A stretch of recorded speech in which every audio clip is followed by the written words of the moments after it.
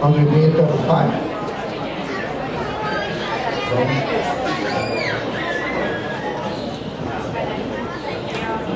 5.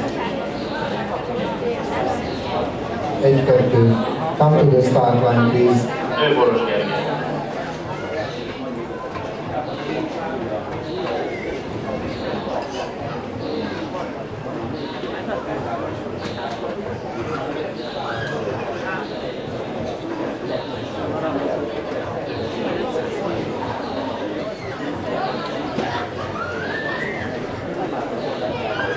És ez nem néz ki rosszul, hogy ott a négyesek felsorakoztak az egyesek fölött, olyan, mint hogyha nagy hal az eddig valaira vigyáznak.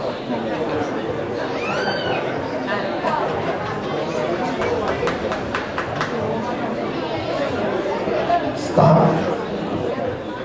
10 seconds.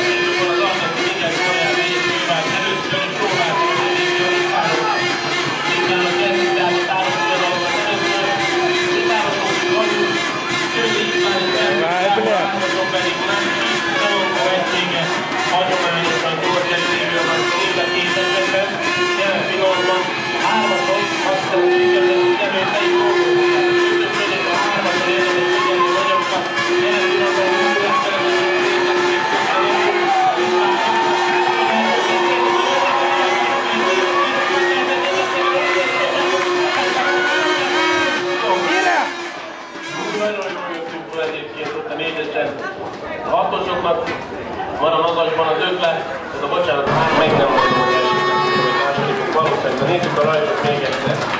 Elég jó, sikerül elkapnunk volna a döntő. Hármasor és ütöttön a magyar adó. Hát itt jelen pillanatban utolsó helyen jön a két egység.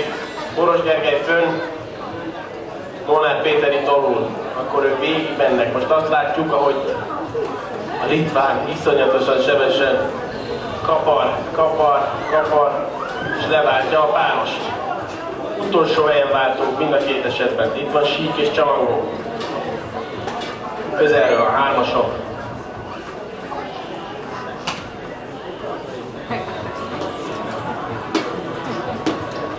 Már ugye egy fokkal rosszabb vízbe. Itt egy kicsit a megvillantatosok túlnél is válszűnet, de ez nem gátolta meg őket. Sajnos abban, hogy ahogy látom, igen, hát ez körülbelül egy olyan 500-at.